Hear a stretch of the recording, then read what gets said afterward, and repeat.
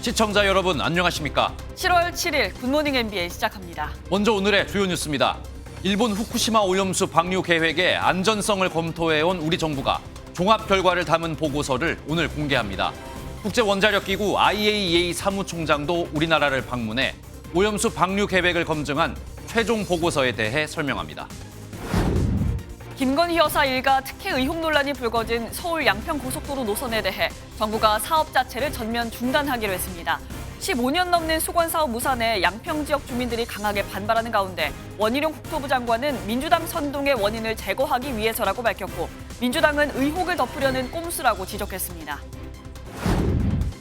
수사나 첩보 수집을 위해 배정된 검찰의 특수활동비 집행 내역 일부가 공개됐습니다. 절반 가까이가 검찰총장의 몫이었고 쓰지 못한 돈은 연말 보너스처럼 지급됐는데 실제 사용 내역과 일치하지 않는 경우도 많았습니다. 무장 반란 이후 벨라루스를 향했던 러시아 용병 기업 바그너 그룹의 수장 프리고진이 현재 러시아에 있는 것으로 알려졌습니다. 우크라이나 군 정보수장은 러시아의 분열 정보를 입수했다며 내전이 발생할 시기가 됐다고 주장했습니다. 오늘 서울과 춘천, 강릉의 한낮 최고 기온이 32도까지 올라 어제만큼 무덥겠습니다. 충청 이남 지역은 또다시 장맛비가 예상되는데 내일까지 제주도와 전남, 경남에 50에서 많게는 150mm 이상, 전북과 경북권 남부에도 최대 100mm 이상의 많은 비가 내리겠습니다. 우리 정부가 오늘 오전 일본의 오염수 방류와 관련해 최종 입장을 밝힙니다. 최근 일본을 다녀온 우리나라 시찰단의 검증 결과와 더불어 국제원자력기구 보고서에 대한 의견, 그리고 일본을 향한 요구사항까지 포함됩니다. 오늘 첫 소식은 조경진 기자입니다. 후쿠시마 오염수 방류에 대한 우리 정부의 입장이 오늘 첫 공개됩니다. 정부는 지난 2021년부터 한국원자력안전기술원 주도로 일본 오염수 방류 계획 안전성을 점검했습니다. 지난 2년여간 정부가 합동으로 여러 부처가 같이 합동으로 노력을 했기 때문에 그 결실을 보고하는 자리라서 정부는 시찰단 검증 결과에 IAEA 최종 보고서에 대한 의견, 일본에 요구할 내용까지 발표할 방침입니다.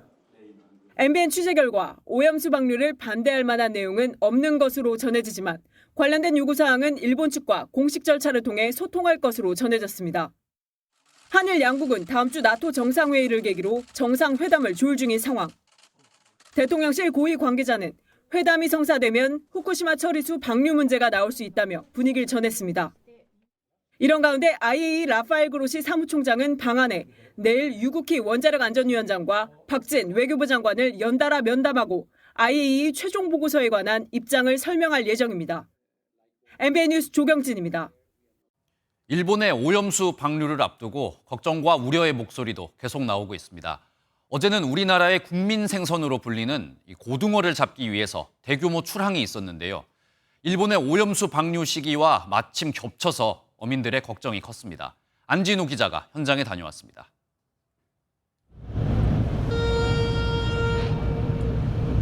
힘찬 백고동 소리와 함께 어선들이 일제히 부두를 빠져나갑니다. 두 달간의 금어기를 마친 고등어잡이 어선 50여 척이 본격 조업에 나섰습니다. 만선의 꿈을 안고 출항하는 어선마다 우리 수산물의 안전을 알리는 펼침막이 내걸렸습니다. 올해는 지난해보다 어획량이 늘 것으로 기대되지만 수산물 소비가 위축되지 않을까 어민들은 걱정입니다. 오염수의 위해성이 확인되지 않았고 아직 방류도 하지 않았는데 벌써 소비자들이 수산물을 외면하고 있다고 안타까워합니다. 고기를 이제는 만져보려고 생각을 안 하는데 저거 방사하면 아마 고기 거의 안 먹으려고 그럴 것 같아요. 지금은 아직까지 하지도 않았는데 이렇게 막 뜯으니까. 대형 선망 수협측은 위판 때마다 수시로 방사능 오염 여부를 검사해 소비자들의 우려를 불식시킨다는 계획입니다. 검증을 우리가 잡은 고기는 철저하게 검증을 해서 한 마리라도 그런 오염된 고기가 나오면 전량 이판을 하지 않을 생각입니다. 오염수 방류 시기가 8월로 예상되는데 9월이 고등어가 제일 많이 잡히는 성어기라 수산물 기피 현상이 확산할까 우려가 큽니다. 수협측은 우리 고등어 등 수산물은 안전하다는 점을 지속적으로 알려나갈 계획입니다. MBN 뉴스 안진우입니다. 더불어민주당은 일본 후쿠시마 오염수 방류에 반대하며 국회에서 1박 2일 철야 농성을 벌이고 있습니다. 민주당 의원 약 120명은 어제 저녁 7시 국회 본회의장 앞에 집결해 윤석열 정권 오염수 투기 반대 촉구 비상행동을 벌이고 자정까지 릴레이 발언 등을 이어갔습니다. 이재명 대표는 IAEA 보고서는 일본의 요청대로 용역을 한 결과 같다며 윤석열 정부를 향해 무조건 일본과 IAEA를 믿으라고 겁박하는 것 같다 비판했습니다. 반면 국민의힘은 과학 부정이자 국격 훼손이라며 민주당을 강하게 비판했습니다. 정치권 공방에 휩싸인 서울 양평 간 고속도로 건설이 전면 백지화됐습니다. 원희룡 국토교통부 장관이 민주당의 선동 프레임이 작동하는 한 국력을 낭비할 수 없다며 다음 정부에서 결정하라고 폭탄 선언을 한 겁니다. 정치권 싸움에 15년 수건 사업이 물거품이 된 양평군 주민들은 분통을 터뜨렸습니다. 이교옥 기자가 보도합니다. 경기도 양평군 강상면 일대입니다. 국토교통부가 서울 양평고속도로 종점으로 최종 제시한 곳입니다.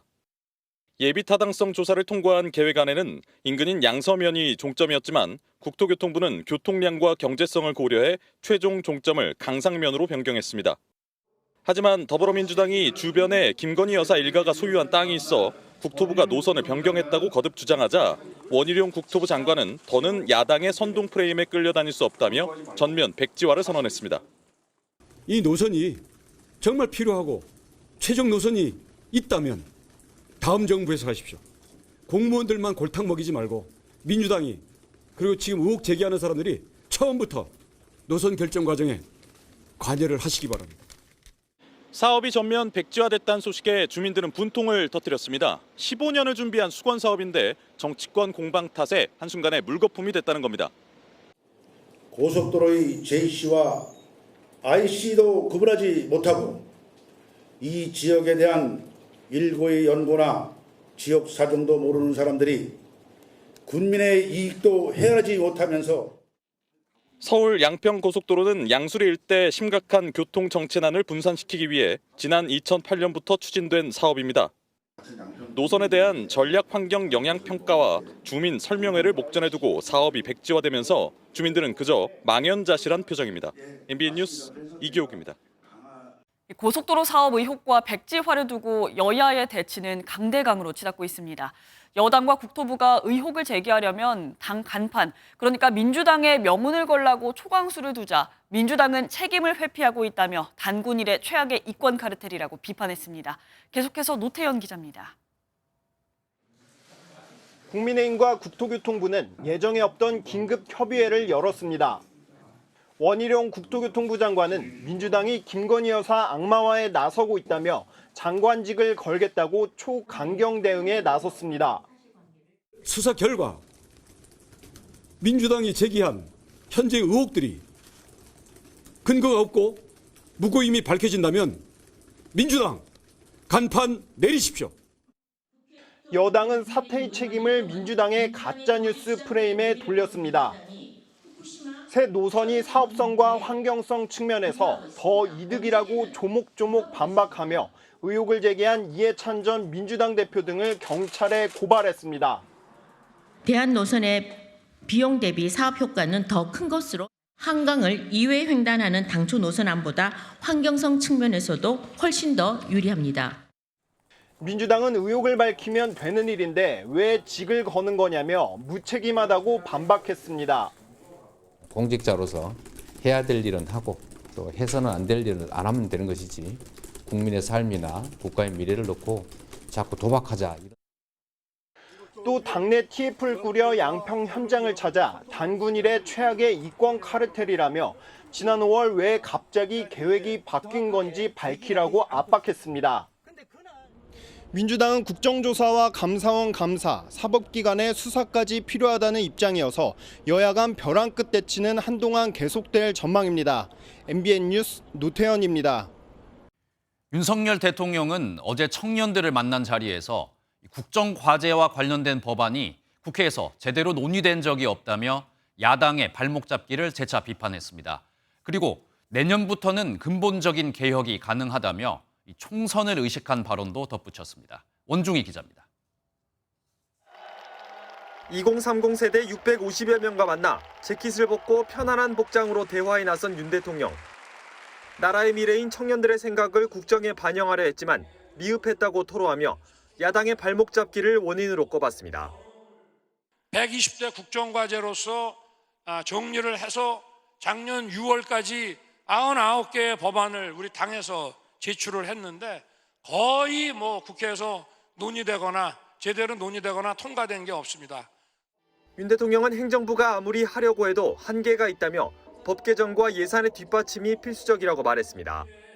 그러면서 향후 상황이 달라질 수 있다며 내년 총선을 염두에 둔 발언도 덧붙였습니다. 그래서 희망을 가지십시오. 내년부터는 근본적인 개혁이 가능하다고 저는 생각합니다. 윤 대통령은 주거나 교육, 취업뿐 아니라 정의롭고 희망이 있는 나라를 만드는 국정의 기본적인 방향이 다 청년 정책이라고 말했습니다. 내년 총선 승리를 통해 개혁을 완성하겠다는 의지를 청년들에게 직접 강조한 것으로 보입니다. 대통령실은 앞으로도 청년들과 관련된 문제는 청년들이 직접 참여해 해결할 수 있도록 의견을 수렴해 나갈 것이라고 밝혔습니다. MBN 뉴스 원중입니다. 민주당에선 그동안 비공개 회의를 이어오던 혁신위원회가 이례적으로 공개 회의를 진행했습니다. 혁신위원들은 앞다퉈서 민주당을 비판했는데 오합지졸, 콩가루 집안 같은 원색전 표현과 함께 의원들의 실명이 거론되기도 했습니다. 이 내용은 강용호 기자입니다. 출범 2주 만에 마이크 앞에 앉은 더불어민주당 혁신위원들. 포문은 김은경 위원장이 열었습니다. 국민이 느끼는 실망감과 당의 인식에 괴리가 있다며 민주당이 기득권에 안주하고 있다고 비판했습니다. 더불어민주당은 기득권에 안주하면서 국민의 정치에 대한 불신과 혐오, 그리고 당의 위기에 대하여 절박해 보이지 않았습니다. 오합지졸, 콩가루 집안 등 원색적 표현과 함께 최근 도마 위에 오른 당내 인사들의 실명을 언급하기도 했습니다. 김영주 부의장님, 그게 사과하는데 며칠이나 걸릴 일이었는지 이해가 안 갑니다. 저는. 송영길 전 대표님, 검찰하고 싸우면 법정에서 하십시오. 이상민 의원님, 옆집에 불구경하시는 거 아니지 않습니까?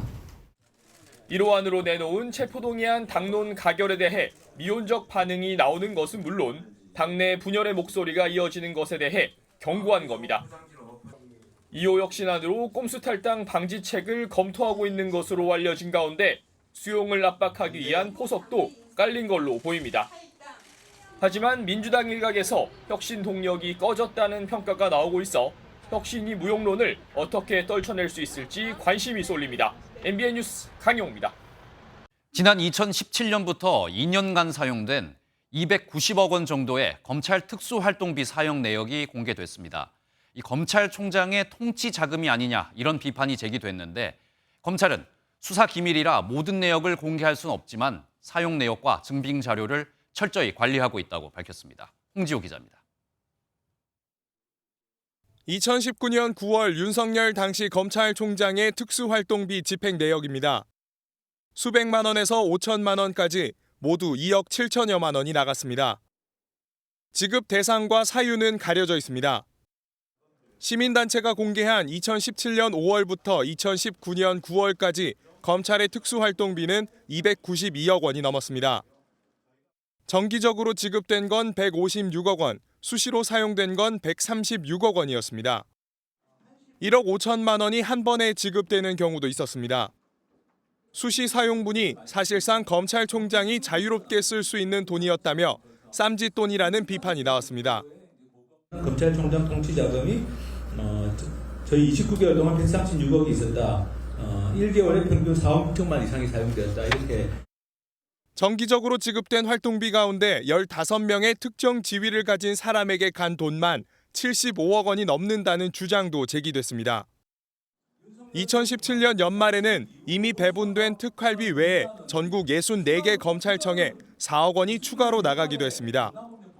시민단체들은 국회의 국정조사나 특검을 통해 진상규명이 이루어져야 한다고 목소리를 높였습니다. 검찰은 수사 기밀이 드러나지 않는 범위 내에서 가능한 부분을 모두 공개한 것이라며 집행 내역과 증빙 자료는 철저하게 보존 관리하고 있다고 밝혔습니다. MBN 뉴스 홍지호입니다. 귀가하던 여성을 무차별 폭행한 부산 돌려차기 같은 사건이 또 벌어졌습니다. 경기도 의왕에서 건장한 20대 남성이 외출하려고 엘리베이터에 탄 여성을 마구 폭행하고 또 복도로 끌고 나오다 주민들에게 제지를 당했는데요. 경찰에 붙잡힌 이 남성은 성폭행을 하기 위해 그랬다고 진술했습니다. 윤길환 기자가 보도합니다. 그제 낮 12시 반쯤 경기도 의왕에 사는 한 20대 여성은 외출을 하려고 아파트 엘리베이터를 탔습니다. 그런데 12층에서 키가 크고 건장한 체격의 20대 남성이 엘리베이터에 오르더니 가까운 10층 버튼을 눌렀습니다. 남성은 갑자기 같이 타고 있던 여성의 목을 조르고 주먹으로 마구 폭행하기 시작했습니다. 엘리베이터 안에서 여성을 폭행하고 이곳 10층에 내린 피의자는 여성을 끌고 이곳 계단 쪽으로 향하다 여성의 비명소리를 듣고 나온 주민들에게 제압당했습니다. 엄청나게 큰 비명소리라는 게 들리더라고요. 그냥 딱 보자마자 이거 묻지마 폭력이거나 성폭행일 수 있겠다. 주민의 신고로 피의자는 바로 검거됐지만 피해 여성은 얼굴과 갈비뼈 등을 크게 다쳐 병원으로 옮겨졌습니다. 피해 여성과 같은 동에 거주하는 피의자는 서로 모르는 사이로 알려졌습니다. 피의자는 엘리베이터에 여성이 타고 있으면 성폭행하겠다고 마음을 먹었다며 그걸 실행하려고 폭력을 휘둘렀다고 경찰에 진술했습니다. 범행 당시 술이나 약물에 취한 상태는 아닌 것으로 확인된 피의자는 미성년자 시절에도 강간 미수 혐의로 한 차례 처벌받은 것으로 알려졌습니다. 경찰은 강간치상 혐의로 이 남성에 대한 구속영장을 신청했습니다. MBN 뉴스 윤기란입니다. 서울에서도 엘리베이터에서 처음 본 여성을 노린 폭행 사건이 발생했습니다. 서울 노원경찰서에 따르면 지난 3일 새벽 0시 반쯤 서울 노원구 상계동의 한 아파트에서 성명불상의 남성이 20대 여성을 뒤따라가 엘리베이터에서 강제로 신체를 만졌습니다. 경찰은 주민 신고를 받고 출동했지만 남성은 이미 달아난 뒤였고 폐쇄회로 화면 분석 등을 통해 용의자의 행방을 쫓고 있습니다. 태어난 아기를 살해하고 시신을 유기하는 부모들의 충격적인 범행이 하루를 멀다 하고 계속해서 드러나고 있습니다. 인천에선 태어난 지 하루 된 딸을 암매장한 40대 친엄마가 붙잡혔고 경기도 용인에서는 태어난 아들을 살해하고 유기한 친아빠와 외할머니가 체포됐습니다. 우리 사회의 민낯이 여실히 드러나고 있습니다. 이재호 기자입니다. 검은 마스크와 모자를 쓴 한 여성이 경찰 손에 이끌려 모습을 드러냅니다. 태어난 지 하루 된 딸을 암매장한 40대 친모가 현장 검증을 마치고 경찰서로 돌아가는 모습입니다. 긴급 체포된 여성은 2016년 8월 인천에서 출산한 딸이 하루 만에 숨지자 이 일대 텃밭에 암매장한 혐의를 받고 있습니다. 해당 여성의 진술을 토대로 수색 작업에 나선 경찰은 어제 오후 5시쯤 아이의 유골을 발견했습니다. 이 여성은 딸을 낳았을 때 남편과 별거 중이었는데 이후 이혼한 것으로 전해졌습니다. 경기도 용인에서는 아들을 살해하고 야산에 유기한 친부와 외할머니가 붙잡혔습니다. 40대 친부는 2015년 아내가 출산한 아이를 살해한 혐의를 받고 있습니다. 현재 살고 있는 주거지에서 10km 정도 떨어진 양지면 인근 야산에 아이를 유기한 것으로 알려졌습니다. 경찰 조사에서 이들은 아픈 상태로 태어난 아기를 양육하기가 두려워 이런 범행을 저질렀다고 진술했습니다. 아이의 친부는 출산한 아내가 병원에서 회복하는 동안 이런 사실을 아내에겐 알리지 않은 채 범행한 것으로 조사됐습니다.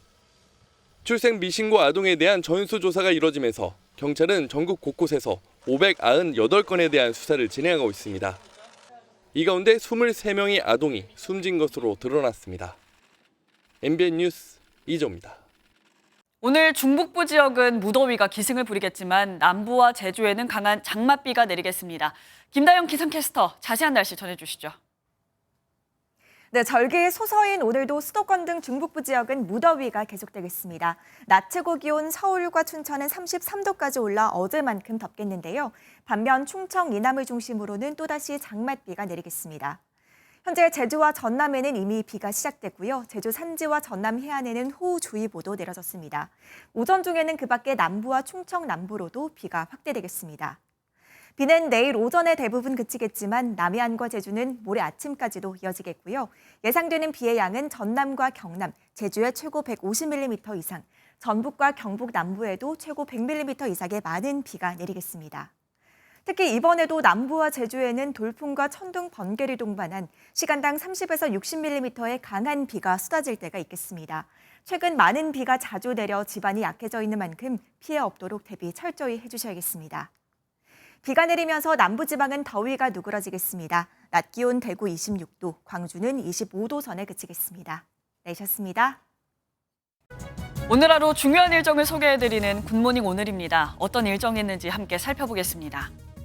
라파엘 그로시 국제원자력기구 IAEA 사무총장이 오늘 오후 한국에 입국해 사흘간 머무릅니다. 그로시 사무총장은 내일 유국희 원자력안전위원장을 면담하며 보고서 내용을 설명할 예정입니다. 국민의힘과 정부는 당정협의회를 갖고 국내 선원 수급 문제와 근무 환경 개선 등을 논의합니다. 청년 선원들의 장기 승선 기피로 선원 수급에 불균형이 생기고 또 고령화 현상이 나타나는 것과 관련해 노조 관계자 등과 함께 대책을 논의할 계획입니다. 이정식 고용노동부 장관이 긴급 노사관계 상황 점검회의를 열고 민주노총 총파업 대응 방안을 논의합니다. 정부가 재차 강경 대응 입장을 밝히면 노정 갈등은 더욱 냉각될 것으로 보입니다. 삼성전자가 올해 2분기 잠정 실적을 발표합니다. 반도체 업황 악화와 글로벌 스마트폰 시장 부진으로 2분기 영업이익은 지난해 같은 기간보다 96%가 급감하며 14년여 사이 최저를 기록할 전망입니다. 서울 강남 한복판에서 술에 취한 사람들만 골라 폭행하고 금품을 뺏은 30대가 경찰에 붙잡혔습니다. 만취한 취객을 으슥한 곳으로 끌고 가 휴대전화에 있는 지문 인식을 이용해 계좌에 있는 돈을 빼냈는데 심지어 대출까지 받았습니다. 백길종 기자입니다. 한 남성이 비틀거리며 걸어가고 다른 남성이 뒤쫓아갑니다. 앞서가던 남성을 건물 기둥 뒤로 끌고 가 쓰러뜨리고 휴대전화를 빼앗습니다. 그러더니 쓰러진 남성 손을 수차례 휴대전화에 갖다 대려 합니다. 30대 남성 장모 씨가 강남 한복판에서 만취객의 돈을 가로채는 모습입니다. 장 씨는 이곳에서 피해자를 폭행한 뒤 피해자의 지문으로 휴대전화 잠금을 풀고 자신의 계좌로 1,000만 원을 이체했습니다. 이 같은 수법으로 지난 1년간 11차례에 걸쳐 5,500만 원을 챙겼는데 잔고가 없는 경우 대출까지 받아 이체했습니다. 장 씨는 피해자들을 CCTV가 없는 곳까지 끌고 가는 치밀함도 보였습니다. 강남, 서초, 송파 등 유흥가 일대를 돌아다니며 몸을 가누지 못하는 만취객들을 부축하여 CCTV 사각지대로 이동한 후 강제로 피해자의 휴대폰에 지문을 인식하여 오히려 범행 다음 날 피해자에게 먼저 전화해 허위 사실을 주장하며 추가로 돈을 요구하기도 했습니다. 다음날 아침에 전화가 왔어요. 8시 반 9시에 어디 있는 거 기억이 안 나냐 뭐 그런 식으로 하더니 뭐 제가 자기 와이프를 끌어안았다는 뭐 이상한 소리를 하더라고요. 피해자들의 신고로 지난달 30일 강남 선릉역 인근에서 장 씨를 붙잡은 경찰은 강도, 공갈, 컴퓨터 등 사용 사기 등의 혐의로 오늘 검찰에 송치할 예정입니다. MBN 뉴스 백길종입니다. 서울 송파구에서 7중 추돌 사고를 낸 음주운전 사고 소식 저희 MBN이 단독으로 보내드렸었는데요. 이 현장 영상을 단독으로 입수했습니다. 그리고 이때 또 다른 음주운전 차량이 출동 중이던 구급 대원을 치는 사고도 있었다고 합니다. 아무리 강조해도 음주운전 멈추지 않고 있습니다. 이시열 기자가 보도합니다. 도로를 달리던 흰색 오토바이 한 대가 미끄러지듯 넘어지고 운전하던 남성도 내동댕이 쳐집니다. 출동한 경찰과 구급대가 상황을 정리하고 사고를 낸 차량에서 내린 남성이 조사받는 듯한 모습도 보입니다. 지난 4일 밤 10시쯤 서울 송파구의 한 도로에서 만취한 60대 남성 A씨가 몰던 차량이 7중 추돌 사고를 냈습니다. 소리라서 나갔어요. 너무 커서 어디 폭발했는지 알고.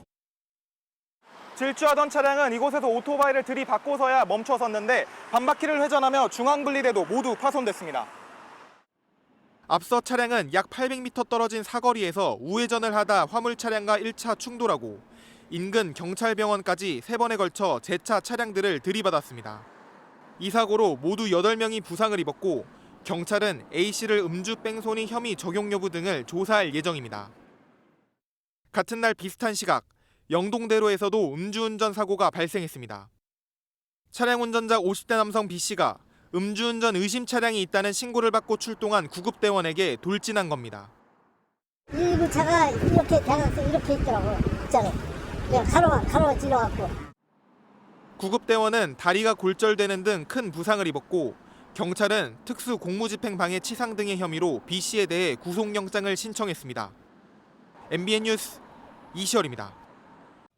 9년 전 임신한 지 7개월이 된 캄보디아 국적의 아내가 남편과 차를 타고 가다 교통사고로 숨졌습니다.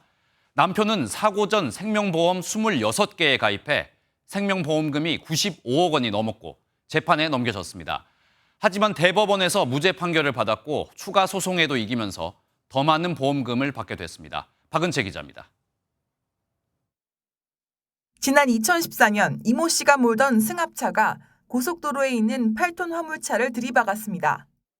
사고로 차에 함께 타고 있던 임신 7개월 된 캄보디아 국적의 아내와 태아가 사망했습니다. 그런데 이 씨가 95억 원이 넘는 생명보험 26개에 가입한 게 드러나면서 경찰이 수사에 나섰습니다. 충돌 방향이 좀 비정상적이었고 수면 유도제가 혈흔에서 나와서 결정적으로 수사에 착수하게 됐습니다. 살인과 사기 등의 혐의로 재판에 넘겨졌는데 법원의 판단은 엇갈렸습니다. 1심은 이 씨 주장대로 졸음운전을 인정해 무죄를 선고한 반면 2심은 사고 직전 차량에 상향등이 켜졌던 점 등을 이유로 무기징역을 선고했습니다. 하지만 대법원은 이 씨가 420만 원이 넘는 보험금을 충분히 부담할 수 있었고 사고로 자신도 크게 다칠 수 있었다며 살인 혐의를 인정하지 않았습니다. 이후 보험사들을 상대로 소송을 낸 이 씨. 서울고등법원은 미래에셋 생명보험을 상대로 낸 소송에서 1심을 뒤집고 이 씨 손을 들어줬습니다. 아내의 완전한 동의 없이 이루어진 계약이라는 보험사의 주장을 받아들이지 않으면서 보험금 30억 원을 주라고 선고했습니다. 이번 판결로 지금까지 소송을 통해 인정된 보험금만 90억 원. 남은 소송도 모두 이긴다면 최종 지급될 보험금은 더 늘어날 전망입니다. MBN 뉴스 박은치입니다.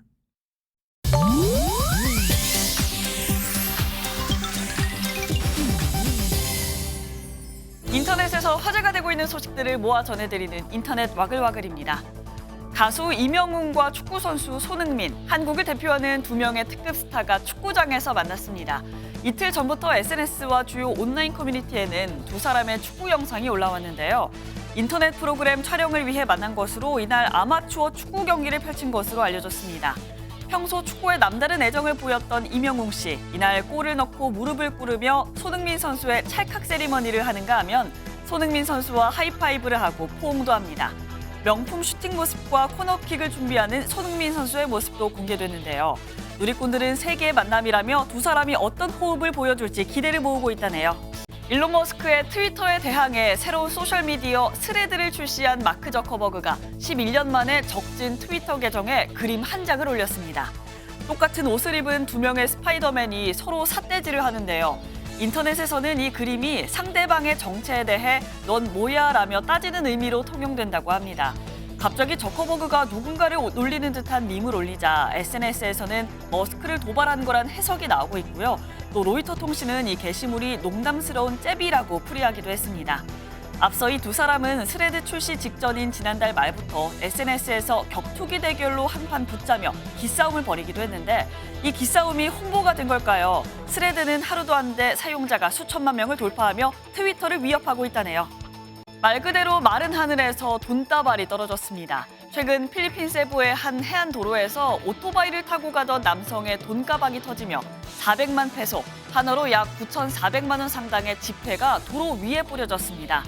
현금 수송일을 하고 있었다는 가방 주인, 사이드미러를 통해 돈이 날아가는 걸 보곤 급히 멈춰 돈을 줍고 있었는데 다른 사람들도 돈을 줍더라며 당시 상황을 전했습니다.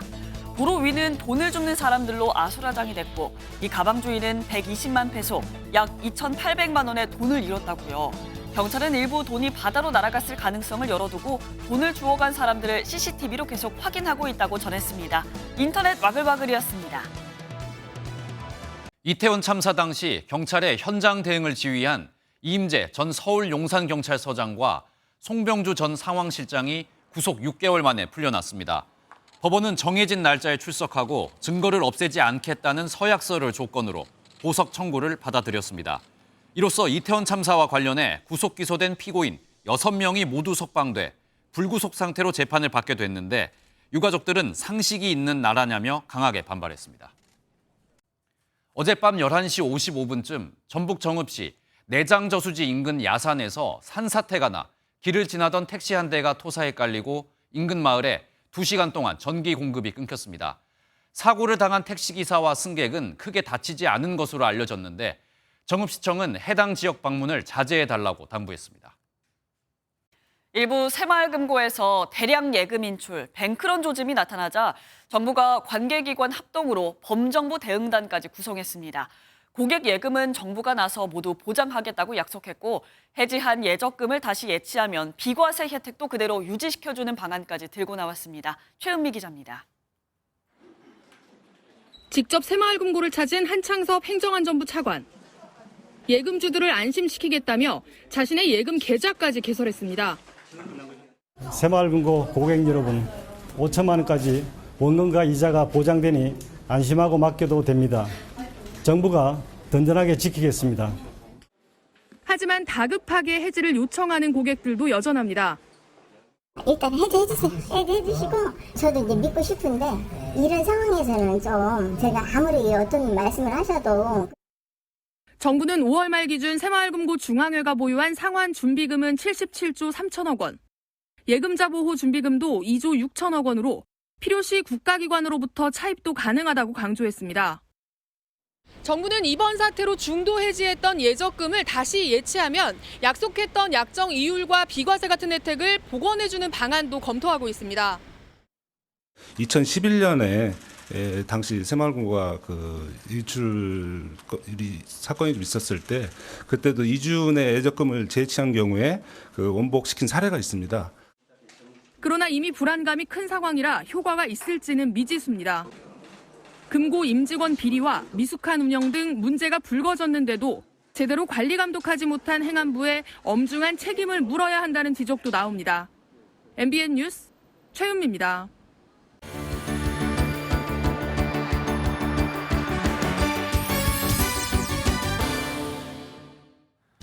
굿모닝 월드입니다. 기술의 개발은 우리를 어디까지 데려갈 수 있을까요?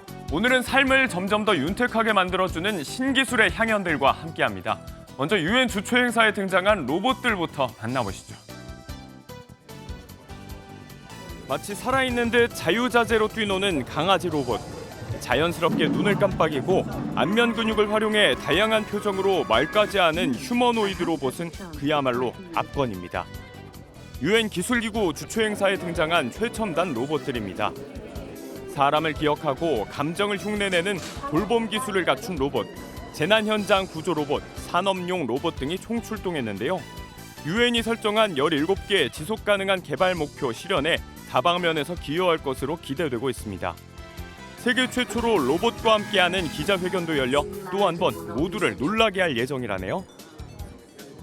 화려함의 대명사, 미국 라스베이거스의 또 하나의 명물이 될 거대한 공이 나타났습니다. 외벽에 LED 스크린에 펼쳐지는 영상들부터가 장관인데요. 오는 9월 완공을 앞두고 맛보기로 선보였다네요.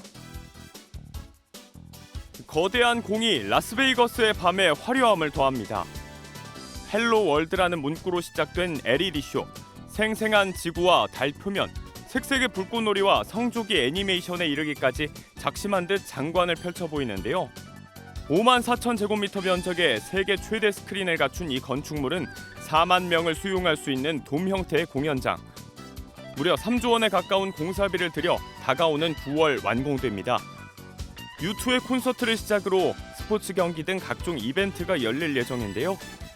앞으로 라스베이거스의 밤이 더더욱 기대될 것 같네요. 편의점, 카페, 도서관에 이르기까지 무인 점포가 이제 일상에 자리 잡아가고 있는데요.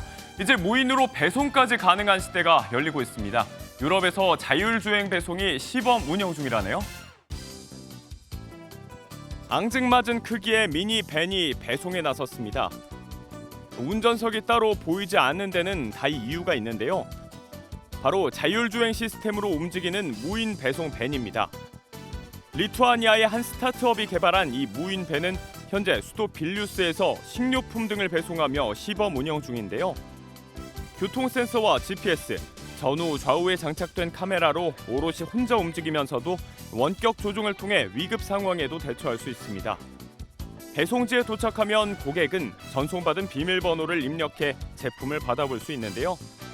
대면 배송을 꺼리는 이들에게 특히 환영받을 소식이었습니다. 굿모닝 월드였습니다. 제닛 옐런 미국 재무장관이 3박 4일간의 중국 방문 일정에 돌입했습니다. 중국과 오해를 피할 기회라며 의사소통이 강화될 것으로 기대한다는 입장을 밝혔습니다. 워싱턴에서 최종락 특파원입니다. 제닛 옐런 미국 재무장관이 현지 시각으로 6일 오후 중국에 도착했습니다. 옐런 장관은 도착 후 트위터에 중국 당국자들과 기업 경영자들을 만나러 베이징에 오게 돼 기쁘다고 적었습니다. 이어 미국 노동자와 기업들의 이익이 되는 건강한 경제적 경쟁과 글로벌 도전들에서의 협력을 추구할 것이라고 말했습니다. 특히 이번 방문은 중국과 소통할 기회이자 의사소통, 오류 또는 오해를 피할 기회라며 기대감을 표명했습니다. 옐런 장관은 오는 9일까지 일정에서 리창 국무원 총리, 허리펑 부총리, 류쿤 재정부장 등 중국 경제 라인의 핵심 인사들을 만날 예정입니다. 오늘은 시진핑 국가주석이 가장 신임하는 경제통 류어 전 부총리와 리창 총리 등을 만날 것으로 전해졌습니다. 옐런 장관은 만남에서 위험을 제거하는 디리스킹을 앞세우며 미국의 첨단 기술 산업 공급망 재편과 중국의 광물 수출 통제 등을 집중 논의할 것으로 예상됩니다. But we do not seek to decouple our economy from China's. A full separation of our economies would be disastrous for both countries. 미 상무부는 옐런 장관의 방중에 앞서 중국의 반도체 원재료 수출 제한 방침에 대해 단호하게 반대한다고 밝힌 바 있습니다. 미중 첨단 산업 경쟁이 심화하고 있는 가운데 블링컨 국무장관에 이은 옐런 재무장관의 중국 방문이 긴장 고조 완화에 도움이 될지 전 세계에 관심이 쏠리고 있습니다. 워싱턴에서 MBN 뉴스 최종락입니다. 러시아 푸틴 대통령을 향해 반란을 일으켰다 벨라루스로 떠난 용병그룹의 수장 프리고진이 현재는 다시 러시아에 들어갔다고 루카셴코 벨라루스 대통령이 밝혔습니다. 러시아는 프리고진을 감시하지 않고 있고 그럴 계획도 없다며 명확한 답을 피했습니다. 고정수 기자입니다. 지난달 러시아에서 반란을 일으켰다가 철수한 용병기업 바그너 그룹의 수장 프리고진은 벨라루스에 망명한 것으로 전해졌습니다. 러시아의 우방 벨라루스 루카셴코 대통령이 프리고진은 벨라루스로 떠나고 반란 가담자 처벌을 면제하는 합의를 중재했기 때문입니다. 이후 자신의 위치를 공개한 적 없는 프리고진의 벨라루스 도착 사실을 알렸던 루카셴코 대통령은 현재는 프리고진이 자국을 떠났다고 밝혔습니다. Пригожина, он находится в Питере, где он сегодня утром, может быть, в Москву поехал, может, еще где-то, но на территории Беларуси его нет. 프리고진의 향후 신변에 대해선 푸틴 러시아 대통령이 보복하진 않을 것으로 전망했습니다. 러시아는 프리고진의 소재를 확인해주지 않았고 앞서 반란 종료 합의 조건이 바뀐 것인지도 설명하지 않았습니다.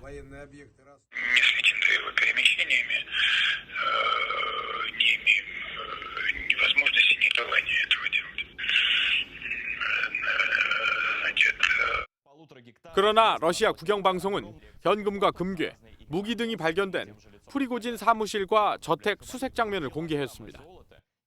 러시아 독립언론 폰탄카에 따르면 압수품은 프리고진에게 반환됐는데 비판 여론 조성 차원에서 수색 장면이 보도됐다는 해석이 나옵니다. MBN 뉴스 고정수입니다.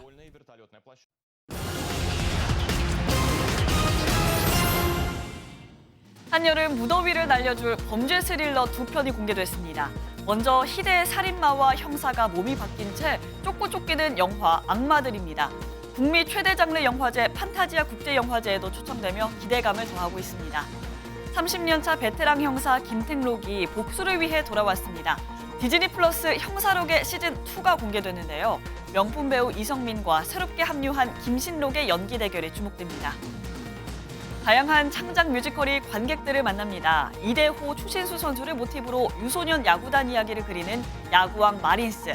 실력파 아역 배우들뿐만이 아니라 김수로, 강성진의 맛깔나는 연기도 만나볼 수 있습니다. 고 김광석의 명곡을 엮은 뮤지컬 그날들이 10주년을 맞았습니다. 10년째 개근한 유준상을 비롯해 엄기준, 오종혁 등 화려한 배우들이 총출동합니다. 춤꾼들의 고민을 풀어낸 다양한 무용 공연도 펼쳐집니다. 범 내려온다 안무를 만든 김보람 등 160여 명의 안무가를 배출한 크리틱스 초이스 댄스 페스티벌에선 무용수들의 애환을 담은 배진호의 작품 등 총 8편의 신작을 만나볼 수 있습니다. 라이프 오브 발레리노도 오늘부터 관객들을 만나는데요. 화려한 무대의 뒤편, 땀을 쏟아내는 발레리노들의 삶을 풀어내고 있습니다. 지금까지 굿모닝 문화 소식 전해드렸습니다. 중간 요금제와 실버 요금제 등으로 통신비를 낮추기 위해 노력해온 정부가 추가 카드를 꺼내 들었습니다. 통신 3사가 아닌 순수 알뜰폰 업체들의 시장 점유율을 늘리고 소비자 이용 패턴에 맞게 최저 요금제를 알리도록 하겠다는 건데요. 금융에 이어 통신업계에도 경쟁을 강화하겠다는 취지입니다. 유승호 기자가 보도합니다. 무선통신 서비스 가입 회선 수는 7,900만 개. 우리나라 인구보다도 많습니다. 이처럼 이용자 수는 계속 늘었지만 무선통신 시장은 2000년대 초반 마련된 3사 과점 체제 그대로입니다. 알뜰폰 업체들의 진입에도 통신 3사의 점유율은 80%가 넘고 알뜰폰 시장조차 통신 3사 자회사의 점유율이 절반입니다. 업체들이 경쟁에 소극적이고 통신비가 지나치게 비싸다는 지적에 정부가 요금제 개편에 이어 추가 개선책을 내놨습니다. 통신시장의 독과점 구조를 개선하고 국민 편익이 확실히 제고될 수 있도록 노력하겠습니다. 새 통신사업자의 쉬운 시장 진입을 위해 주파수 할당 대가 지급 기준 완화 등 문턱을 낮추기로 했습니다. 알뜰폰 업체 지원을 늘려 투자를 유인하는 한편 통신 3사 자회사의 알뜰폰 점유율도 규제하기로 했습니다. 지금 현재 이통 3사 자회사의 점유율이 워낙 높기 때문에 능력 있는 알뜰폰 사업자가 나올 수 있는 룸을 확보해 주는 것이. 추가적인 요금제 개편에도 나섭니다. 이용 패턴에 맞는 최적 요금제와 품질 정보가 소비자에게 공개되고 단말기 구입 부담이 줄도록 지원금 한도를 늘리는 단말기 유통법 개선안도 추진됩니다. MBN 뉴스 유승호입니다. 올해로 11회째를 맞은 KLPGA 투어 대유위니아 MBN 여자 오픈이 조금 전에 개막했습니다. 디펜딩 챔피언 이소영 선수가 경쟁자들을 따돌리고 홀수의 징크스를 깨면서 생애 첫 타이틀 방어에 성공할지 관심인데요. 대회 현장에서 구경호 기자입니다.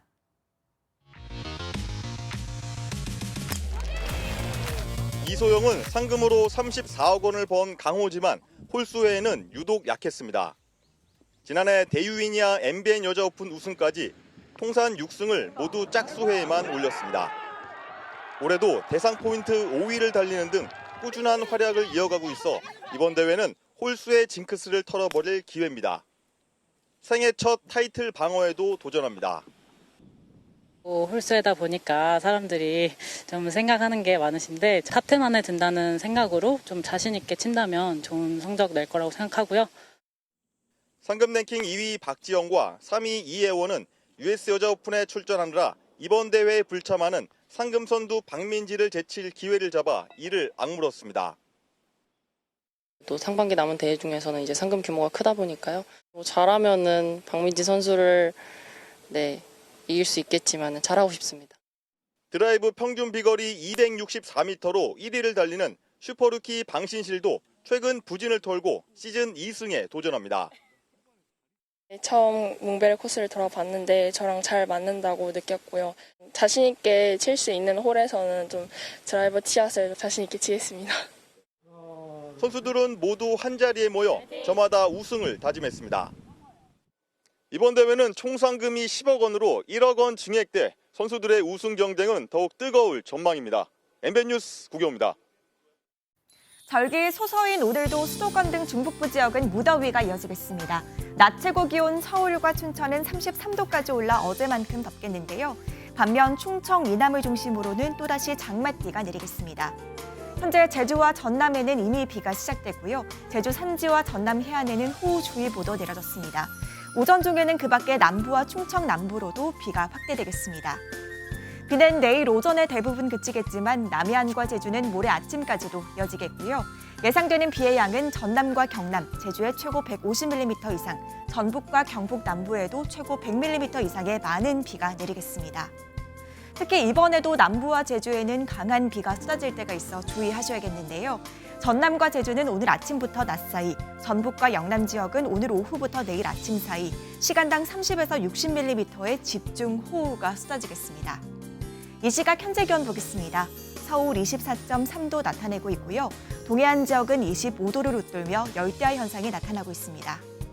낮 기온은 서울 33도, 강릉은 32도까지 오르겠지만 남부지방은 대구 26도, 광주는 25도 선에 그치며 어제보다 많게는 8도가량 낮겠습니다.